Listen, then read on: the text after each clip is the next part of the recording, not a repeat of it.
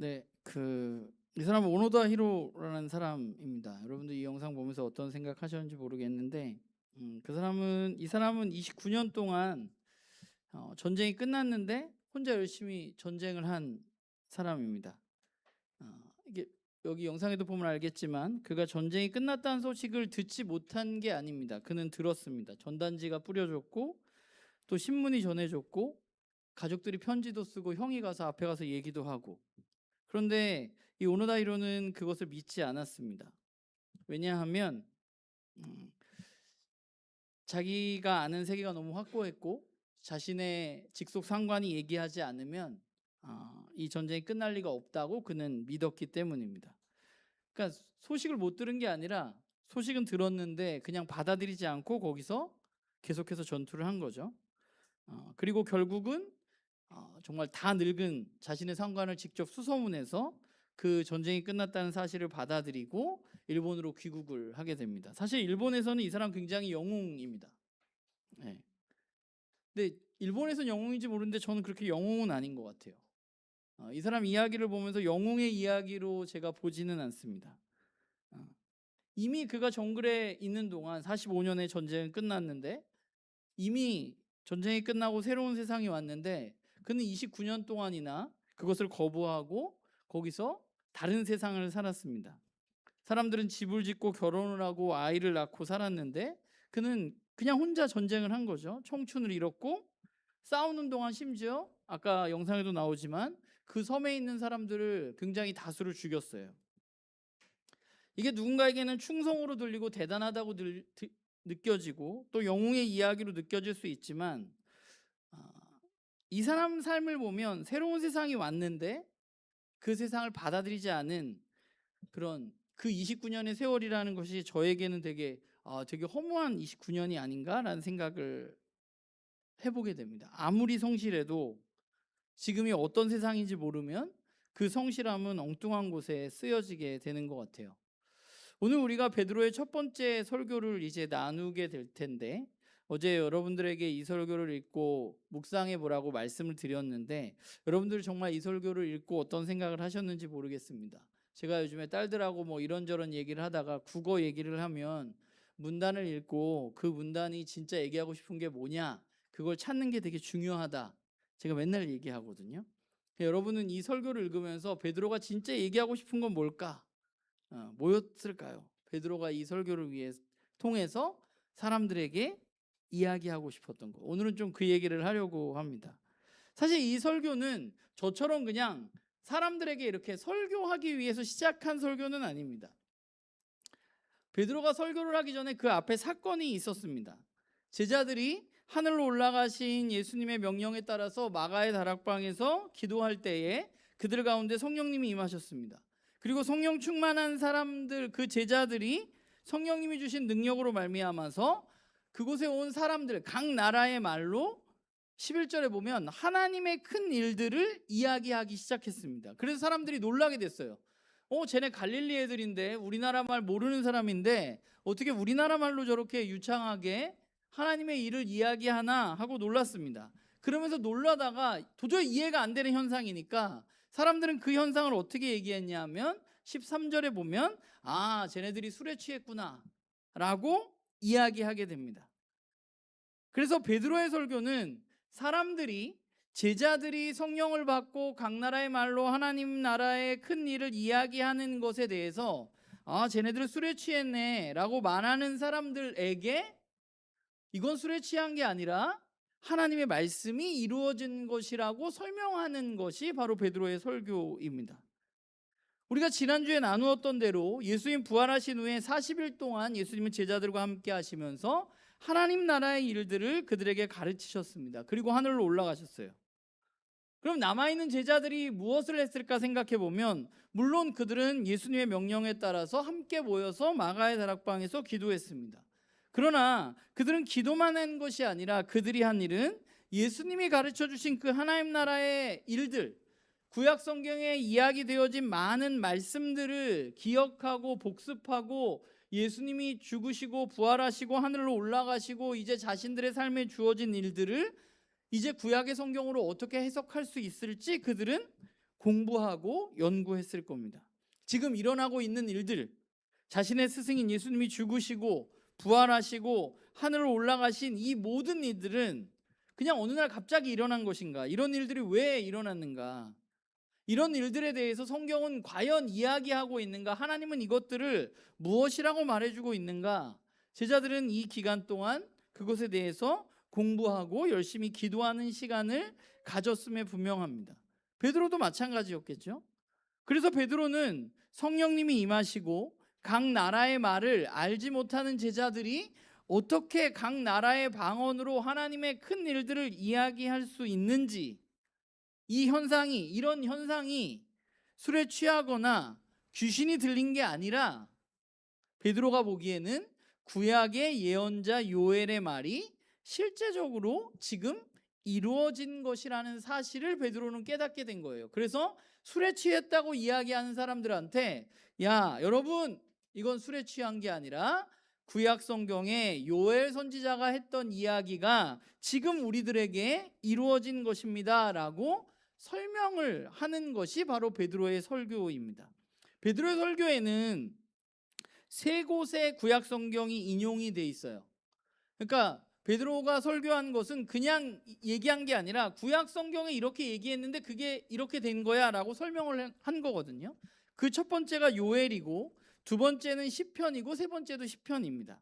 먼저 요엘서를 보면 요엘서 2장 28절에서 32절을 이제 인용하고 있는데, 특이한 것은 베드로가 요엘을 그냥 인용한 게 아니라 지금 자신들에게 나타나는 현상을 그 말씀으로 해석하고 있다는 거예요. 요엘은 어떤 얘기냐면 28절 29절을 보면 이제 이 앞에는 하나님의 하나님 되심을 인정하는 사람들에 대한 얘기가 나와요. 하나님을 인정하게 되면 그러면 그때에 내가 모든 사람에게 나의 영을 부어주겠다. 너희 아들 딸은 예언을 하고 노인들은 꿈을 꾸고 젊은이들은 환상을 보고 그때가 되면 종들에게까지도 남녀를 가리지 않고 나의 영을 부어주겠다라고 예언했어요. 이 말은 뭐예요? 때가 언젠가 되면 하나님께서 모든 사람들에게 영을 부어주실 거라는 거예요. 어떤 사람들? 아들, 딸 상관없고 노인이고 젊은 사람이고 상관없고 종들까지도 상관없이 모든 사람들에게, 하나님을 하나님으로 인정하는 모든 사람들에게 하나님의 영을 부어주시겠다고 예언한 거예요. 언젠간 그런 일이 일어날 거야 라고 말한 겁니다. 그런데 베드로는 이것을 어떻게 받아들였냐면 오늘 16절을 보면 베드로는 뭐라고 말하고 있느냐면 이 요엘이 옛날에 언젠가 이런 일이 일어날 거야 라고 말했던 그 일이 지금 우리들에게 일어났다고 말하고 있어요. 그러면서 베드로는 뭐라고 말했냐면 여기 말씀에 나와 있는 그런 다음에 미래에 언젠가 그렇게 된 후에 이런 일이 일어날 거야 라는 것을 오늘 사도행전에서 뭐라고 바꾸고 있느냐 하면 마지막 날에 그런 일이 일어날 거야 라고 바꾼 거예요. 그러니까 베드로가 말하는 것은 요엘의 예언대로 하나님의 영이 예수 그리스도를 믿고 따르는 제자들에게 임했고, 베드로는 그 날을 지금 성령님이 이 땅 가운데 오셔서 우리가 각 나라의 말로 이야기하는 이 날을 뭐라고 말하고 있는 거예요? 마지막 날. 개역개정의 옛날 성경, 우리가 개역개정에는 뭐라고 나와 있냐면 말세라고 나와 있는 거예요. 그러니까 마지막 날이 온 거예요. 이 땅에 하나님이 예언자를 통해서 말씀하신 그 날이, 그 마지막 날이 지금 너희들 가운데 임했다고 베드로는 말하고 있는 것입니다. 하나님의 영이 모든 사람들에게 부어지는 새로운 세상이 시작된 겁니다. 그러면 이런 새로운 세상이 어떻게 시작될 수 있는가? 과연 이 일이 어떻게 일어나는가? 베드로는 이 마지막 날이 시작될 수 있었던 오직 한 가지 이유는 예수님 때문에 이 마지막 날이 여기에 임했다고 말합니다. 그러면서 시편 두 편을 인용해요. 시편 16편과 시편 110편입니다. 시편 16편은 우리가 지난달에 여러분들과 말씀을 나눴던 시편인데, 그 시편 16편을 보면 그 시편 16편 10절에 이런 말이 나와요. 주님께서 나를 보호하셔서 죽음의 세력이 나의 생명을 삼키게 하지 못할 것이며 주님의 거룩한 자를 죽음의 세계에 버리지 않으실 것이기 때문입니다. 이게 다윗이 고백한 거거든요. 누가 봐도 시편 16편은 누구의 시예요? 다윗의 시입니다. 거기 써 있어요. 다윗의 믹담이라고 써 있습니다. 그런데 27절을 보면 베드로는 이걸 어떻게 해석하고 있느냐 하면, 주님께서 내 영혼을 지옥에 버리시지 않으시며 주님의 거룩한 부분을 썩지 않게 하실 것이다 라고 말해요. 이 말을 한 이유가 있어요. 뭐냐 하면, 하나님께서는 주님의 거룩한 분을 썩지 않게 할 거라고 베드로가 말하는 거예요. 그런데 시편 16편을 인용한 건데, 시편 16편은 누구 얘기예요? 다윗의 얘기예요. 다윗이 뭐라고 하냐면, 하나님이 나를 보호하셔서 죽음의 세력에서 나를 보호해 주시고, 그리고 주님의 거룩한 자가 누군지 몰라요. 다윗은, 이걸 그냥 우리가 보면 다윗이라고 해석을 하거든요. 다윗을 죽음의 세계에 버리지 않으실 것입니다 라고 다윗이 노래했단 말이에요. 그런데 베드로는 이걸 가지고 와서 지금 재해석하고 있는 거예요. 재해석하는 이유는 뭐냐면, 지금 다윗은 어떻게 됐어요? 다윗은 살았어요? 죽었어요? 죽었어요. 그러면 죽음의 세계에 버리지 않을 거라는 이 다윗의 고백은 맞는 거예요? 틀린 거예요? 틀린 거죠. 죽었으니까. 베드로는 다윗이 시편 16편 10절에 얘기한 거가 주님의 거룩한 자가 다윗 자신이 아니라고 말하고 있는 거예요, 지금. 왜냐하면 다윗은 죽었고 묻혀서, 다윗의 무덤이 어디 있냐면 예루살렘에 있거든요. 그러니까 너희들이 보는 대로 저 무덤 있지 않냐. 다윗이 죽었는데, 다윗은 썩어 없어졌는데 다윗이 어떻게 죽음의 세계에서 버리지 않을 거다, 썩지 않을 거다라고 이야기할 수 있느냐. 그러니까 다윗이 말한 주님의 거룩한 분은 누구냐? 예수 그리스도라고 베드로는 보고 있는 거죠. 다윗도 하나님의 뜻을 알았기 때문에, 하나님의 예언자이기 때문에 하나님이 그의 자손 가운데 한 사람을 왕자에 앉히시겠다는 약속을 알고 있었기 때문에, 그는 그 왕이, 앞으로 올 그 왕이 그 죽음의 세력에 굴하지 않고 살아나실 것이라는 사실을 알고 있었기 때문에 그것을 노래한 것이라고 베드로가 말하고 있는 겁니다. 그리고 그 일이 지금 실제로 일어난 거예요. 예수님은 십자가에서 죽으셨고 무덤에서 돌아가셨지만 그분은 썩지 않으시고 사흘 만에 다시 살아나셨기 때문입니다. 다윗이 천년 전에 했던 그 노래가 예수님에 의해서 이 땅에 이루어졌다고 말하고 있는 거예요. 이 말의 의미는 뭐냐 하면, 죽음이 이제 끝이 아니라는 거예요. 이제 그런 세상이 됐다는 거예요. 지금까지는 이 세상이 죽음이 모든 것을 끝냈는데, 죽음이면 그냥 끝나는 것 같았는데, 죽음의 세력이 힘이 가장 셌는데, 누구도 죽음을 이길 수 없었는데, 이제 그 죽음의 세력이 예수님에 의해서 패배하게 되었다는 것입니다. 베드로는 예수님에 의해서 죽음도 패배하는 새로운 세상이 이 땅 가운데 시작하게 되었다고 말하고 있는 거죠. 그러면서 32절에 뭐라고 말해요? 이 예수를 하나님께서 살리셨고 우리는 이 모든 일의 증인이다라고 말하고 있는 것입니다. 그러면서 시편 10편을 또 한 번 인용해요. 시편 110편 1절을 인용하고 있는데, 시편 110편 1절은 뭐냐 하면, 주님께서 내 주님께 말씀하시기를 내가 너의 원수들을 너의 발판이 되게 하기까지 너는 내 오른쪽에 앉아 있어라 라고 하셨습니다 라고 다윗이 시편에 나와 있는 거예요. 근데 이 시는 원래 메시아에 대한 시로 알려져 있어요. 근데 다윗이 말했잖아요. 주님께서 누구에게 말해요? 내 주님에게. 여기서 내 주님이 예수님이라는 거예요. 메시아라는 거예요. 그러니까 메시아께서 원수들이 발판이 되게 하기까지 주님의 우편에 앉아 계실 것이라는 얘기예요. 오늘 베드로는 이 시편 110편 1절을 인용하면서 33절에 예수님이 지금 하나님 보좌 우편에 앉아 계시다고 말하고 있는 것입니다. 예수님이 하늘 보좌에 앉아 계시다는 말은 이분이 온 세상의 왕으로 이제 통치하는 시대가 시작되었다는 것입니다. 아까 앞에서 죽음의 세력이 이기지 못하는 세상이 시작되었고, 이제 하나님이, 예수 그리스도가 이 세상을 통치하는, 하나님 보좌 우편에서 이 세상을 통치하는 그 시대가 시작되었다는 것입니다.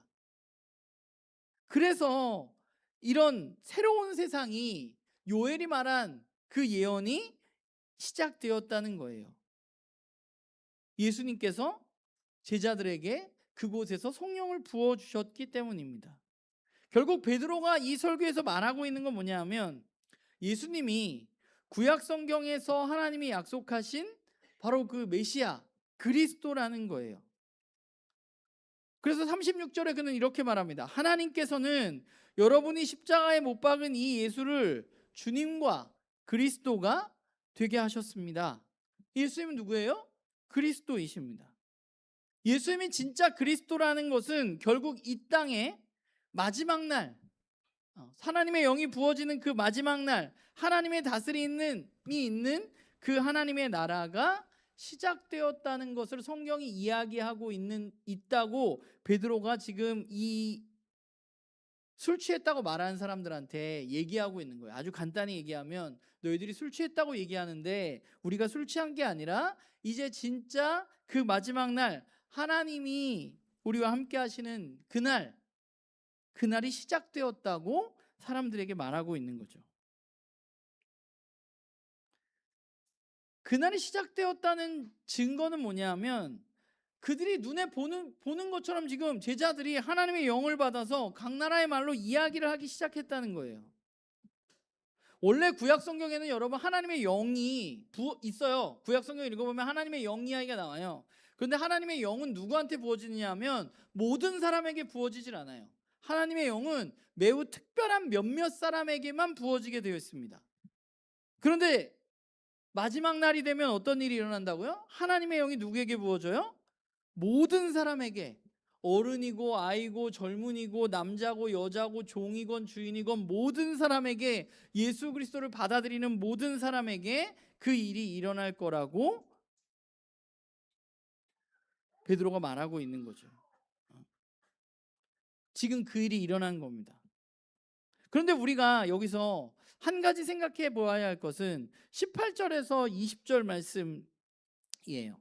18절에서 20절 말씀을 보면 제가 읽어볼게요. 그날에 나는 내 영을 내 남종들과 내 여종들에게 부어주었으니 그들도 예언을 할 것이다. 또 나는 위로 하늘에 놀라운 일이 나타나고 아래로 땅에 징조가 나타날 것이니 곧 피와 불과 자욱한 연기이다. 주님의 크고 영화로운 날이 오기 전에 해는 변하여 어둠이 되고 달은 변하여 피가 될 것이다. 이 이야기를 잘 읽어보면 날이 두 개가 나오거든요. 18절에 그날에 라는 말이 나와요. 그날에 어떤 일이 일어나요? 하나님의 영을 부어주셔서 사람들이 예언을 하게 될 거예요. 그러니까 그날은 언제예요? 베드로가 말하는 그날은 18절의 그날은 지금이에요. 말세, 마지막 날. 지금 성령님이 임하신 그날. 그런데 20절에 보면 베드로는 또 뭐라고 말하고 있느냐 하면 주님의 크고 영화로운 날이 오기 전에, 이 날은 아직 안 왔어요. 18절에 그날은 왔는데 20절에 그날은 오지 않았습니다. 이 날이 오기 전에는 해는 변해서 어두움이 되고 다른 변해서 피가 될 것이라고 말하고 있는 거예요. 이 두 날은 다른 날인데 이걸 우리가 어떻게 이해할 수 있느냐? 사실 이거는 우리가 나눔교회에서 너무 많이 이야기한 꿈에도 나오는 그림표를 보면 우리는 이해할 수 있죠. 오늘은 그냥 다른 그림으로 보자면 이 시대가 있고 오는 세대가 있어요. 예수님에 의해서 그 오는 세대가 이 땅 가운데 시작되었습니다. 그러니까 이 시대가 완성된 날이 아니에요. 우리는 어디 살고 있느냐 하면 여기 살고 있거든요. 요 겹치는 시대. 근데 이 시대가 끝나는 날이 분명히 올 겁니다. 언젠가인지는 모르지만 이 시대가 끝나는 날이 오면 그때 우리는 영원한, 오늘 여기 말하는 크고 영화로운 날은 이 시대가 끝나고, 이 까만색 이 시대가 끝나고 여기 오는 세대, 앞으로의 세대를 이야기하는 거예요. 이 날이 오기 전까지는 어떤 일이 일어나느냐? 해가 변해서 어둠이 되고 달이 변해서 피가 되고 어려운 일들이 있다는 거예요. 그러니까 예수님에 의해서 이 땅 가운데 마지막 날이 시작되었는데 그 날이 완성된 것은 아니라는 거예요. 주님의 크고 영화로운 날은 반드시 올 겁니다. 그런데 그 날이 오기 전에 이 세상에는 요 중간에 살아가는 우리는 어려움을 겪을 수밖에 없는 거죠. 이 세상이 원래 그런 거예요. 그럼 이 마지막 때, 우리가 이때를 살아가는데 이때는 어떤 일들이 일어나느냐 하면 성령이 우리에게 부어지고 하나님의 영이 부어지고 하나님의 영을 받은 사람들은 어떻게 되느냐? 증인의 삶을 살게 되는 것입니다. 우리가 잘 아는 사도행전 1장 8절 성령님이 임하시고 권능을 받으면 능력을 받아서 사람들은 예수 그리스도의 증인이 된다고 말씀하셨는데, 이 시대에 우리는 그리스도를 믿는 사람들, 성령의 부음받음을 받은 사람들은 어떻게 했냐면 성령이 임하시면 능력을 받아서 예수님의 증인으로 살아가는 것입니다.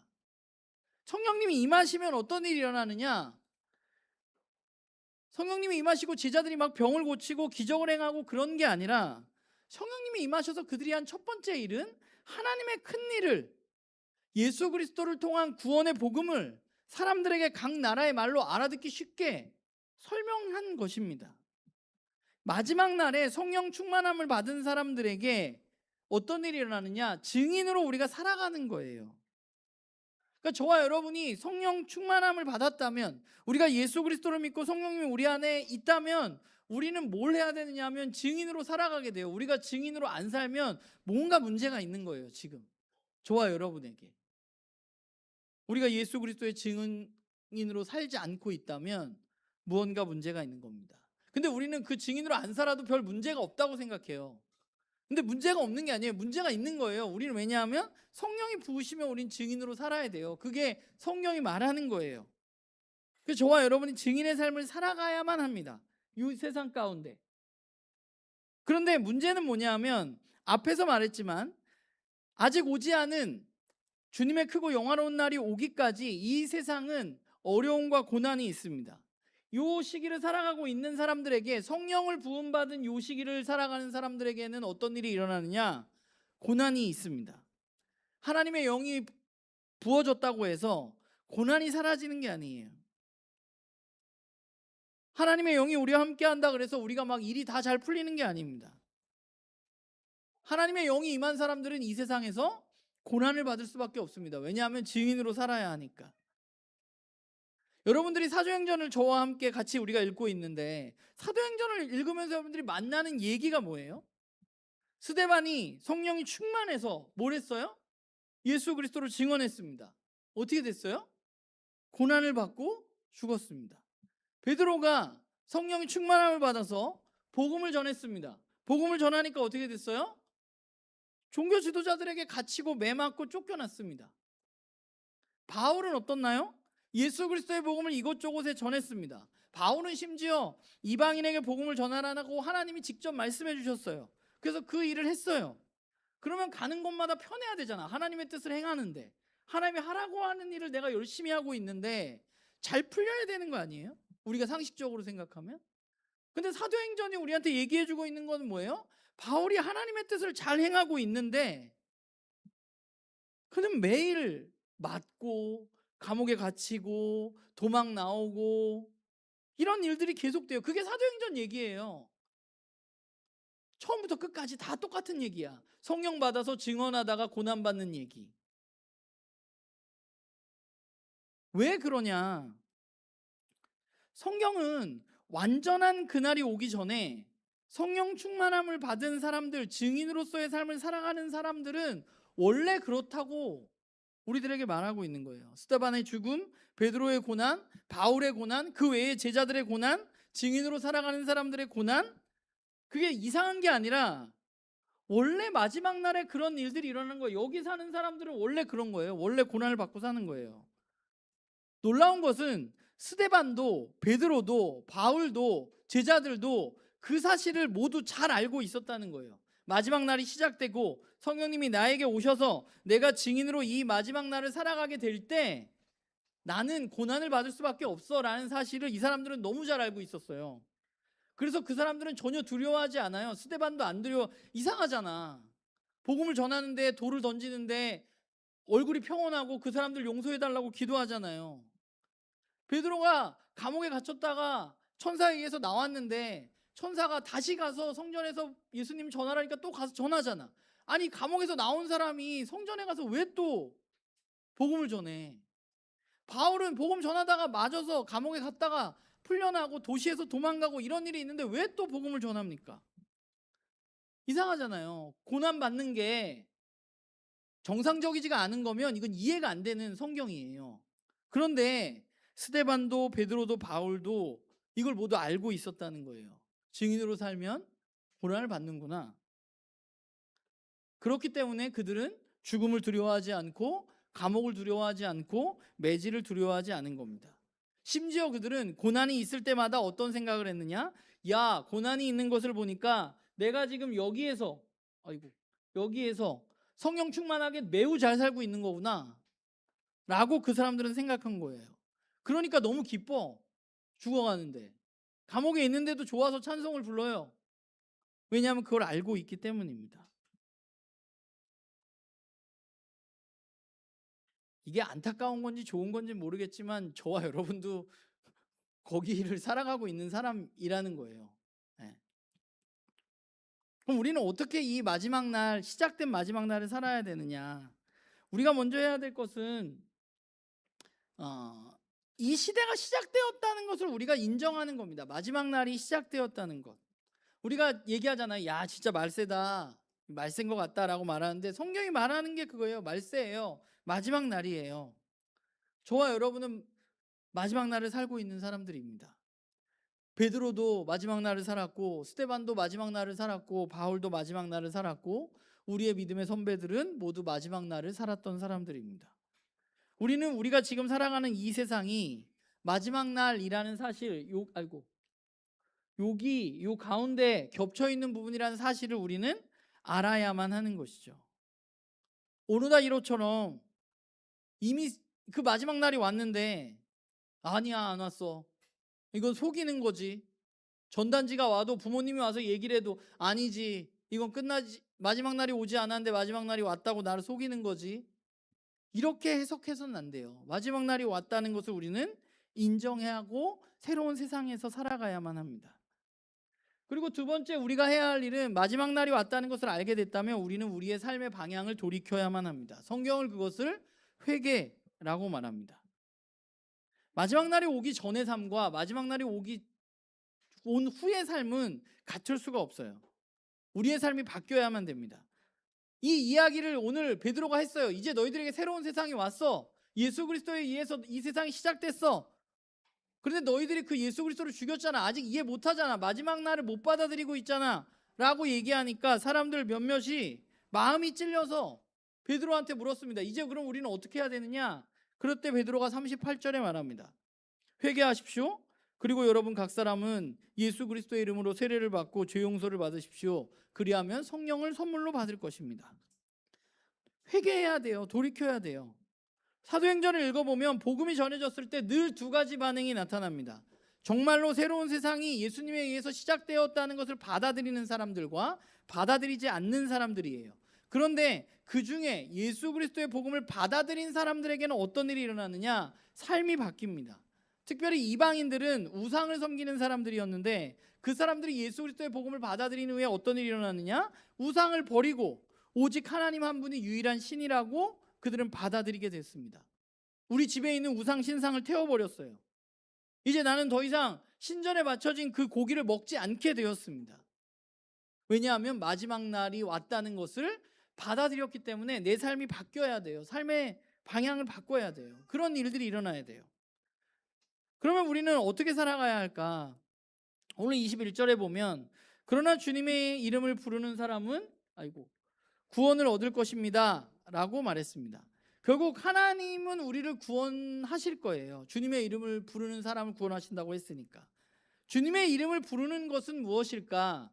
우리는 주님의 이름을 부르는 건 뭐예요? 주님하고 우리가 부르는 것을 주님의 이름을 부르는 것이라고 말하는 것이 아니라 주의 이름을 부른다는 것은 성경에서 관용적인 표현으로 주님을 예배하는 것, 주님을 온전하게 의지하는 것, 그분을 주인 삼고 살아가는 것을 의미합니다. 그래서 구약 성경을 보면 아브라함과 이삭과 야곱 같은 사람들이 베델, 부엘세바, 세겜, 단에 가서 예배를 드렸잖아요. 제사를 드렸는데 그걸 뭐라고 표현하고 있느냐 하면 그들이 그곳에서 주님의 이름을 불렀다라고 표현하고 있어요. 그리고 시편에도 주님의 이름을 불렀다라는 말이 종종 나타나고 이사야서를 보면 하나님을 떠난 이스라엘 민족들을 보면서 이사야는 뭐라고 말하냐 하면 너희들이 주님의 이름을 부르지 않았다라고 말하거든요. 그러니까 주님의 이름을 부른다는 것은 그냥 주님 하고 주님의 이름을 부르는 게 아니라 그분을 예배하고 그분을 우리의 삶의 주인으로 받아들이고 그분의 다스림을 받으면서 살아가는 것입니다. 그렇게 살아갈 때 하나님 우리를 구원하실 거예요.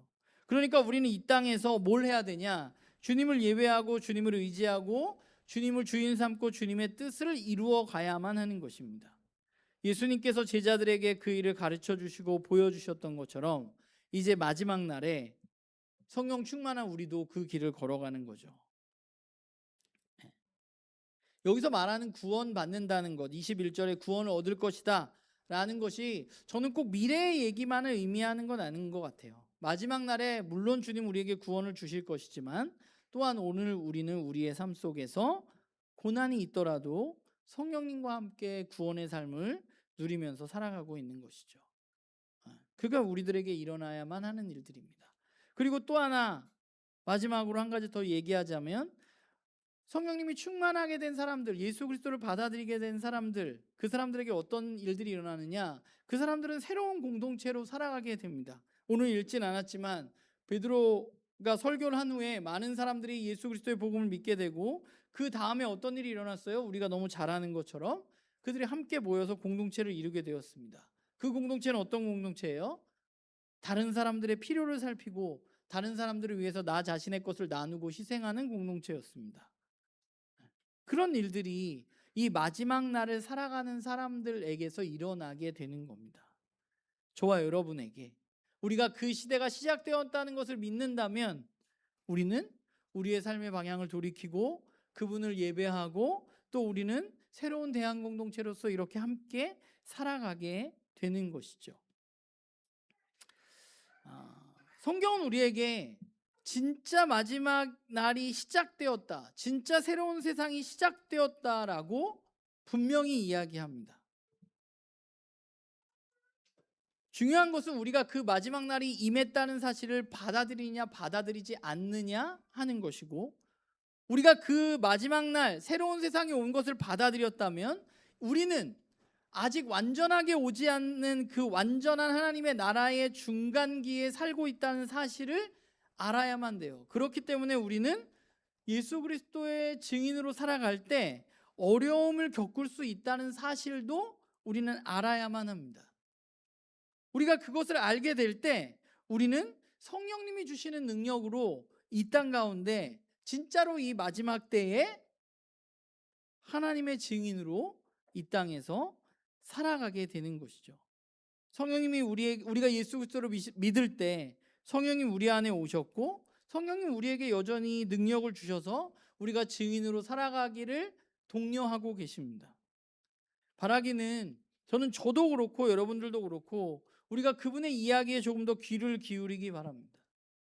우리가 우리 안에서 이야기하시는 그 성령님의 능력으로 내가 해야 할 증인으로서의 삶, 내가 과연 그 일을 잘하고 있는지, 나는 그 새로운 시대에 걸맞는 삶을 살아가고 있는지 우리의 삶을 좀 돌아보고 우리가 이 시작된 마지막 날에 걸맞는 그런 삶을 저와 여러분이 모두가 정말 살아가는 그런 우리 모두가 되어지기를 주님의 이름으로 부탁을 드립니다.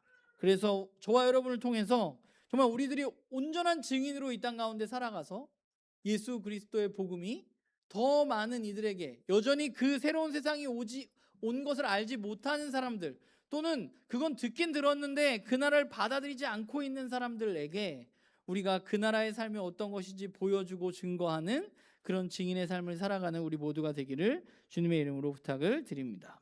기도하겠습니다.